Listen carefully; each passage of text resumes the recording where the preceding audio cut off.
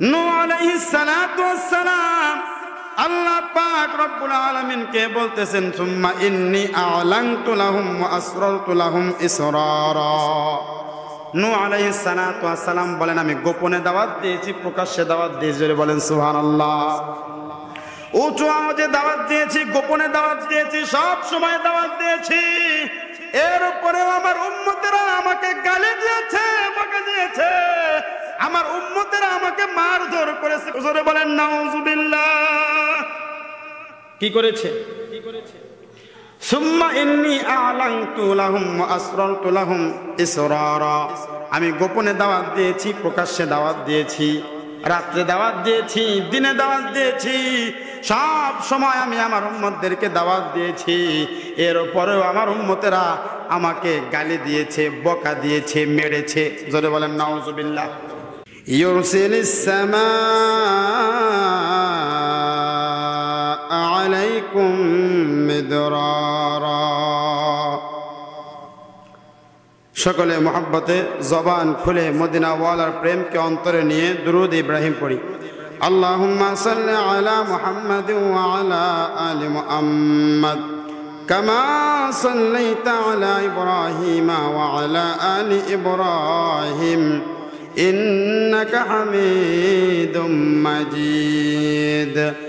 আল্লাহুম্মা বারিক আলা মুহাম্মাদিন ওয়া আলা আলি মুহাম্মাদ কামা বারাকতা আলা ইব্রাহিম ওয়া আলা আলি ইব্রাহিম ইন্নাকা হামিদুম মাজিদ। ঈমানের পথে অবিচল থেকে আমার মরণ যেন হয়। ঈমানের পথে অবিচল থেকে আমার মরণ যেন হয়। তোমার কাছেই মিনতি আমার, তোমার কাছেই মিনতি আমার, হে রহিম দয়াবান। ঈমানের পথে অবিচল থেকে আমার মরণ যেন হয়। সকলে বলে আমিন। আলহামদুলিল্লাহ। সমস্ত প্রশংসা মহান রব্বুল আলামিনের দরবারে, যেই মহান রব্বুল আলামিন আমাদেরকে পবিত্র শাবান মাসের 5 তারিখে পবিত্র জুমার মসজিদে দুনিয়ার সমস্ত ঝামেলাকে উপেক্ষা করে আল্লাহর ঘর মসজিদে আসবার এবং বসবার তৌফিক দিয়েছেন। এই জন্য আমরা সকলেই হৃদয়ের গহীন থেকে শুকরিয়া আদায় করে বলি আলহামদুলিল্লাহ।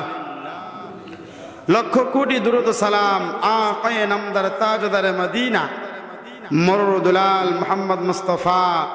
সকলে জবান খুলে বলি সাল্লাল্লাহু আলাইহি ওয়াসাল্লাম। আলহামদুলিল্লাহ। সম্মানিত মুসল্লিবৃন্দ, আজকে হলো রজব মাসের প্রথম জুমা, শাবান মাসের প্রথম জুমা। আমরা রজব মাস শেষ করেছি, শাবান মাসের প্রথম জুমায় আমরা এসে উপনীত হয়েছি। রাসূল করিম সাল্লাল্লাহু আলাইহি ওয়াসাল্লামের সেই শিখানো দোয়াটা আমার সাথে সকলে বলেন, আল্লাহুম্মা বারিক লানা ফি রজব ওয়া শাবান ওয়া বাল্লিগনা রমাদান। সকলে বলি আমিন। সম্মানিত মুসল্লিবৃন্দ, আমি আপনাদের সামনে পবিত্র কোরআনুল কারীমের সূরাতুন নূহ 9 নম্বর এবং 10 নম্বর আয়াতে কারিমা তেলাওয়াত করেছি। যে আয়াতে কারিমার মধ্যে আল্লাহ পাক রব্বুল আলামিন উম্মতের জন্য একটি গুরুত্বপূর্ণ আমল শিক্ষা দিয়েছেন, জোরে বলেন সুবহানাল্লাহ। সেটা হলো ইস্তিগফারের আমল। কিসের বলেন? ইস্তিগফার। এর গুরুত্ব এবং ফজিলত কতটুকু? অনেক অনেক ফজিলত ইস্তিগফারের। আল্লাহ পাক রব্বুল আলামিন যদি কোনো মানুষ ইস্তিগফার করে, ইস্তিগফার কি আসলে? ইস্তিগফারটা কি? ক্ষমা চাওয়া। কি চাওয়া বলেন? ক্ষমা চাওয়া। পৃথিবীর শুরুর মানুষ আদম আলাইহিস সালাতু ওয়াস সালাম, আমাদের আদি পিতা আদম আলাইহিস সালাতু ওয়াস সালাম আল্লাহ পাক রব্বুল আলামিনের কাছে দোয়া করেছিলেন, রব্বানা যালামনা আনফুসানা ওয়া ইল্লাম তাগফির লানা ওয়া তারহামনা লানাকুনান্না মিনাল খাসিরিন। আমার সাথে সকলে বলেন, রব্বানা যালামনা আনফুসানা ওয়া ইল্লাম তাগফির লানা ওয়া তারহামনা লানাকুনান্না মিনাল খাসিরিন। পৃথিবীর শুরুর মানুষ আল্লাহ পাক রব্বুল আলামিনের কাছে এই দোয়াটা করেছিলেন। যখন আল্লাহ পাক রব্বুল আলামিন আদম আলাইহিস সালাতু ওয়াস সালামকে জান্নাত থেকে দুনিয়ায় পাঠিয়ে দিলেন, এমনিতেই পাঠান নাই, আম্মা জান হাওয়া আলাইহিস সালাতু ওয়াস সালামের কথায় তিনি গন্ধম ফল খেয়েছিলেন, যার কারণে আল্লাহ পাক রব্বুল আলামিন এই দুনিয়াতে আদম আলাইহিস সালাতু ওয়াস সালাম এবং আমাদের আদি মাতা হাওয়া আলাইহিস সালাতু ওয়াস সালামকে দুনিয়াতে পাঠাইলেন। এরপরে আদম আলাইহিস সালাতু ওয়াস সালাম ইস্তিগফার করেছেন, জোরে বলেন সুবহানাল্লাহ। আদম আলাইহিস সালাতু ওয়াস সালাম থেকে শুরু করে রাসূল করিম সাল্লাল্লাহু আলাইহি ওয়াসাল্লাম পর্যন্ত কোন নবী গুনাহ করে নাই। এটা হলো আমাদের আকীদা। এটা আমাদের কি বলেন? আকীদা। কোন নবীর একটা গুনাহ নাই। যদি কেউ বলে কোন নবী অন্যায় করেছে, গুনাহ করেছে, তাহলে তার গুনাহ হবে। নবীরা পবিত্র। নবীরা কি? পবিত্র। এরপরে আদম আলাইহিস সালাতু ওয়াস সালাম আল্লাহ পাক রব্বুল আলামিনের কাছে বললেন, রব্বুল আলামিন রব্বানা যালামনা আনফুসানা ওয়া ইল্লাম তাগফির লানা ওয়া তারহামনা লানাকুনান্না মিনাল খাসিরিন। রব্বানা যালামনা, রব্বুল আলামিন আমরা জুলুম করেছি, আমি জুলুম করেছি। আনফুসানা, নফসের উপরে আমি আল্লাহ পাক রব্বুল আলামিন জুলুম করেছি। কে বলতেছেন? আদম আলাইহিস সালাতু ওয়াস সালাম আল্লাহ পাক রব্বুল আলামিনের কাছে ক্ষমা চান। তার মানে ইস্তিগফার করতেছেন। কি করতেছেন? ইস্তিগফার করতেছেন। আল্লাহ পাক রব্বুল আলামিন পবিত্র কোরআনুল কারীমের মধ্যে সূরাতুন নূহ এর ভিতরে 9 নম্বর থেকে শুরু করে 10, 11, 12 নম্বর আয়াতের মধ্যে রব্বুল আলামিন ইস্তিগফারের শিক্ষা তার বান্দাদেরকে দেন। নূহ আলাইহিস সালাতু ওয়াস সালাম 950 বছর পর্যন্ত দিনের দাওয়াত দিয়েছেন, জোরে বলেন সুবহানাল্লাহ। কত বছর? আমাদের 10টা প্রজন্মকে একসাথে করলে হবে? হবে না। যেহেতু আমাদের গড় আয়ু 60 বছর, যদি আল্লাহ বাঁচিয়ে রাখেন, এর আগে অনেকে দুনিয়া থেকে চলে যায়, তাহলে 950 বছর পর্যন্ত দাওয়াত দিয়েছেন নূহ আলাইহিস সালাতু ওয়াস সালাম। আল্লাহ পাক রব্বুল আলামিন পবিত্র কোরআনুল কারীমের মধ্যে বলেন, নূহ আলাইহিস সালাতু ওয়াস সালাম আল্লাহ পাক রব্বুল আলামিন কে বলতেছেন, সুম্মা ইন্নী আ'লানতু লাহুম ওয়া আসরারতু লাহুম ইসরারা। নূহ আলাইহিস সালাতু ওয়াস সালাম বলেন, আমি গোপনে দাওয়াত দিয়েছি, প্রকাশ্যে দাওয়াত দিয়েছি, জোরে বলেন সুবহানাল্লাহ। উঁচু আওয়াজে দাওয়াত দিয়েছি, গোপনে দাওয়াত দিয়েছি, সব সময় দাওয়াত দিয়েছি। এরপরেও আমার উম্মতেরা আমাকে গালি দিয়েছে, বকা দিয়েছে, আমার উম্মতেরা আমাকে মারধর করেছে। জোরে বলেন নাউযুবিল্লাহ। কি করেছে? সুম্মা ইন্নী আ'লানতু লাহুম ওয়া আসরারতু লাহুম ইসরারা। আমি গোপনে দাওয়াত দিয়েছি, প্রকাশ্যে দাওয়াত দিয়েছি। রাত্রে দাওয়াত দিয়েছি, দিনে দাওয়াত দিয়েছি, সব সময় আমি আমার উম্মতদেরকে দাওয়াত দিয়েছি। এর পরেও আমার উম্মতেরা আমাকে গালি দিয়েছে, বকা দিয়েছে, মেরেছে। জোরে বলেন নাউজুবিল্লাহ। কে বলতেছেন? নূহ আলাইহিস সালাতু ওয়াস সালাম। এরপরে রব্বুল আলামিন দুনিয়ার মানুষদেরকে শিখিয়ে দিয়েছেন, ফাকুল তুস্তাগফিরু রাব্বাকুম ইন্নাহু কানা গফফারা। জোরে বলেন সুবহানাল্লাহ। আল্লাহ পাক রব্বুল আলামিন এই আয়াতে কারিমার মধ্যে বলতেছেন, ফাকুল তুস্তাগফিরু ইন্নাহু কানা গফফারা। আল্লাহ পাক রব্বুল আলামিন তার বান্দাদেরকে শিখাচ্ছেন। আমাদের পূর্বে হাসানে বসরি রহিমাহুল্লাহ নামে একজন ওলি দুনিয়া থেকে গত হয়ে গিয়েছেন। নামটা কি? হাসানে বসরি রহিমাহুল্লাহ। তার কাছে কিছু মুরিদ আসলো। আসার পরে বলতেছে, হুজুর, আসমান থেকে বৃষ্টি হয় না, আপনি একটু একটা আমল শিখিয়ে দেন যাতে করে রব্বুল আলামিন আসমান থেকে বৃষ্টি বর্ষণ করে। হাসানে বসরি বলতেছে, তুমি ইস্তেগফার পড়ো। কি পড়ো? ইস্তেগফার পড়ো। এরপরে আরেক ব্যক্তি আসলেন। আসার পরে বলতেছে, হুজুর, অনেক অন্যায় করে ফেলেছি, নফসের উপরে জুলুম করে ফেলেছি, আমার এমন একটা আমল শিক্ষা দেন যে আমলটা করলে রব্বুল আলামিন আমার জীবনের গুনাহগুলোকে মাফ করে দিবে। জোরে বলেন সুবহানাল্লাহ। হাসানে বসরি বললেন, তুমি ইস্তেগফার পড়ো। কি পড়ো? ইস্তেগফার পড়ো।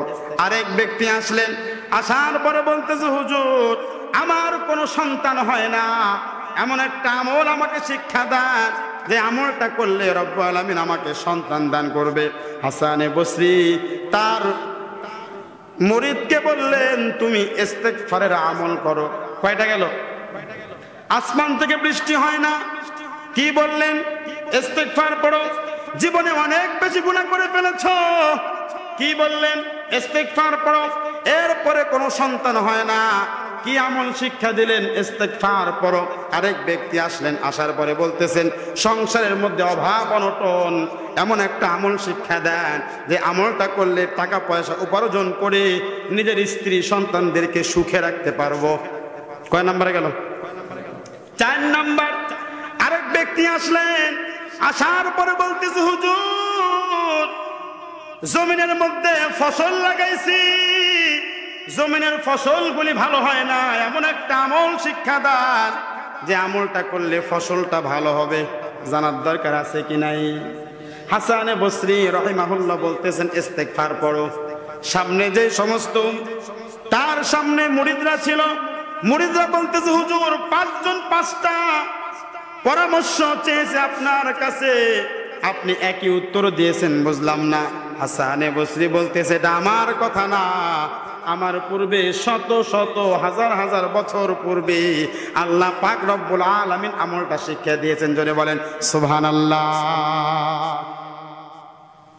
হাসান বসরি রাহিমাহুল্লাহ তার কাছে 5 জন ব্যক্তি আসছে। কয়জন? নাম্বার 1, আসমান থেকে বৃষ্টি হয় না। নাম্বার 2, সন্তান হয় না। নাম্বার 3, জীবনে অনেক গুনাহ করে ফেলেছে। চতুর্থ নাম্বার, সেটা হলো পরিবারের মধ্যে অশান্তিতে আছে, রিজিকের অভাব, টাকা পয়সা নাই। কি নেই? টাকা পয়সা নেই। 5ম নাম্বার, শস্য লাগাইলে শস্য ভালো হয় না। এই 5টার একই উত্তর দিলেন, সেটা হলো বেশি বেশি ইস্তেগফার পড়ো। বেশি বেশি কি পড়ো? ইস্তেগফার পড়ো। যখন হাসান বসরি রাহিমাহুল্লাহ মুরিদরা এই প্রশ্ন করলো, ওই মুহূর্তের মধ্যে হাসান বসরি রাহিমাহুল্লাহ সূরাতুন নূর এই আয়াতগুলো তেলাওয়াত করলেন। আল্লাহ পাক রব্বুল আলামিন এমন একটা আমল তার বান্দাদেরকে শিক্ষা দিয়েছেন। আল্লাহ পাক রব্বুল আলামিন সূরাতুন নূর 10 নম্বর আয়াতের মধ্যে বলেন, ফাকুল তুস্তাগফিরু রাব্বাকুম ইন্নাহু কানা গফফারা। আল্লাহ পাক রব্বুল আলামিন তার বান্দাদেরকে বলেন, ফাকুল তুস্তাগফিরু রাব্বাকুম, ও আমার বান্দারা শোনো, তোমরা আমি আল্লাহর নিকটে ইস্তেগফার করো। জোরে বলেন সুবহানাল্লাহ। ইন্নাহু কানা গফফারা। আল্লাহ পাক রব্বুল আলামিন বললেন, আমি আল্লাহ পাক রব্বুল আলামিন হলো ক্ষমাশীল। জোরে বলেন সুবহানাল্লাহ। এরপর রব্বুল আলামিন বলছেন, ইউরসিলিস সামাআ আলাইকুম মিদরারা। আল্লাহ পাক রব্বুল আলামিন বলেন, বান্দা আসমান থেকে বৃষ্টি হয় না, তোমরা যদি ইস্তিগফার করো আমি আল্লাহ পাক রব্বুল আলামিন আসমান থেকে বৃষ্টি দেব। জোরে বলেন সুবহানাল্লাহ। তার মানে বৃষ্টি না হইলে গরমের দিন কি পড়বো? জোরে কথা বলেন, কি পড়বো? ইস্তিগফার করব। এই দুনিয়ার মধ্যে যত অশান্তি আছে সব কিছু হয় গুনার কারণে। কোন কারণে? গুনার কারণে।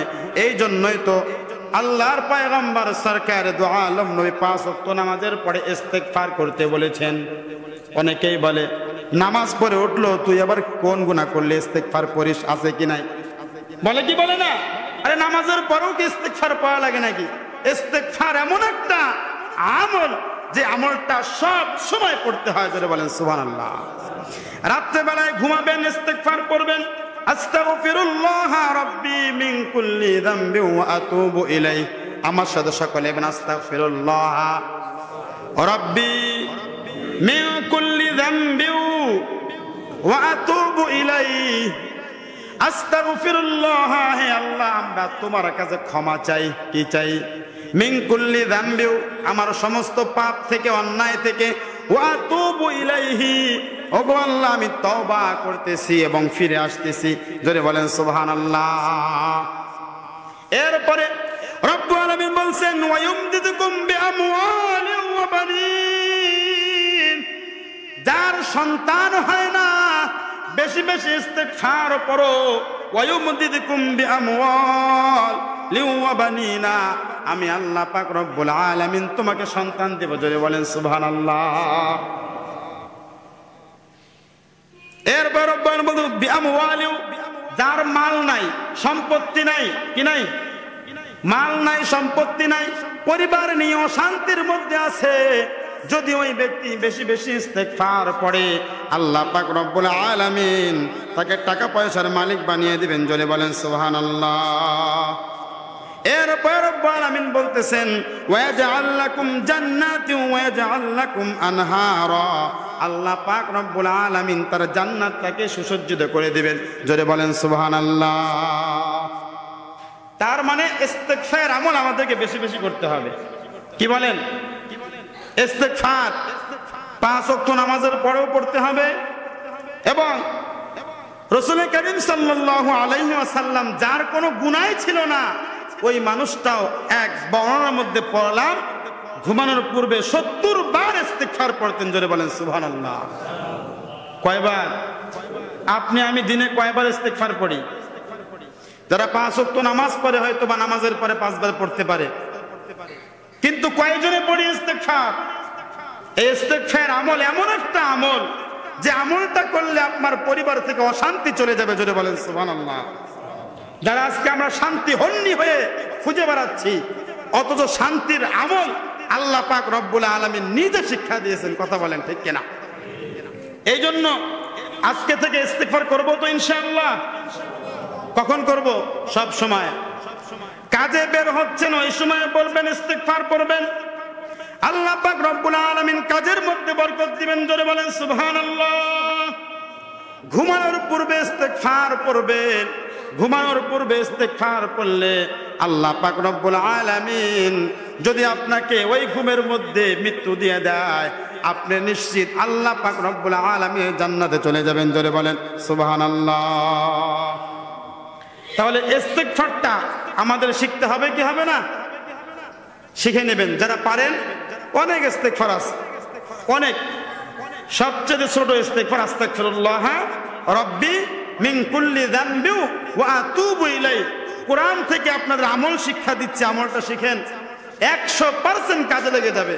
যারা কোরআন শরীফ পড়তে পারেন, আপনারা সূরাতুন নূহ 29 নম্বর পারা 10 নম্বর আয়াতের মধ্যে আল্লাহ পাক রব্বুল আলামিন চমৎকার ভাবে বলছেন, ফাকুলতু আস্তাগফিরু রাব্বাকুম ইন্নাহু কানা গফফারা। আল্লাহ পাক রব্বুল আলামিন বলেন, বান্দা তোমাদের কাজ অন্যায় করা ইন্নাহু কানা গফফারা, আমি আল্লাহর কাছে মাফ করা। জোরে বলেন সুবহানাল্লাহ। তোমাদের কাজ কি? তোমরা অন্যায় করবা, তোমরা ফেরেশতা না, তোমাদের অন্যায় হবে, কিন্তু বান্দা অন্যায় করার পরে তুমি বান্দা আমার কাছে এসে দুইটা হাত তুলে চোখের পানি ফেললে, দোয়া করলে, আমি আল্লাহ পাক রব্বুল আলামিন তোমাকে মাফ করে দেব। জোরে বলেন সুবহানাল্লাহ। কারণ কি? আল্লাহ পাক রব্বুল আলামিন বলেন আমার একটা নাম হলো গফফার। ও বান্দা, তুমি যদি অন্যায় করো, অন্যায় করার পর আমি আল্লাহর কাছে মাপ চাইলে, আমি আল্লাহ পাক রব্বুল আলামিন তোমাকে 100 বছর নয় 1000 বছরের গুনাহ মুহূর্তের মধ্যে মাফ করে দিব। জোরে বলেন সুবহানাল্লাহ। আপনার আমার পয়গম্বর সরকার দু আলম নবী কিফিল নামে একজন ব্যক্তি ছিল। ওই ব্যক্তির কথা তার উম্মতদেরকে বলেছেন, তার সাহাবীদেরকে বলেছেন। কিফিল একজন অত্যাচারী বাদশা ছিল, এলাকার মধ্যে প্রভাবশালী একজন ব্যক্তি ছিল, জিনাকারী ছিল, অত্যাচারী ছিল। তার চাচাতো বোন একদিন তার কাছে যাওয়ার পরে বলতে, চাচাতো ভাই, আমার কিছু টাকার দরকার, আমাকে টাকা দাও, আমাকে ধার দাও। অত্যন্ত সুন্দরী ছিল তার চাচাতো বোন, তাকে প্রস্তাব দিয়ে দিল, যদি তুমি আমার সাথে আমার বিছানায় যদি তুমি আমার সঙ্গী হও, তাহলে আমি তোমাকে টাকা ধার দিতে পারি, অন্যথায় আমি তোমাকে দেব না। জোরে বলি নাউজুবিল্লাহ। প্রস্তাব দিয়ে ফেললো। এই জন্য ক্ষমতা থাকলে সব জায়গায় ব্যবহার করা যাবে। ক্ষমতা আছে, টাকা পয়সা দিয়েছে, আল্লাহর সাথে নাফরমানি কখনো করবেন না। আল্লাহ পাক রব্বুল আলামিন নাফরমানকে কখনোই পছন্দ করেন না। নাফরমানকে আল্লাহ পাক রব্বুল আলামিন কখনোই পছন্দ করেন না। কিফিলের চাচাতো বোনের টাকাটা এতটাই প্রয়োজন ছিল, শেষ পর্যন্ত রাজি হয়ে গেল।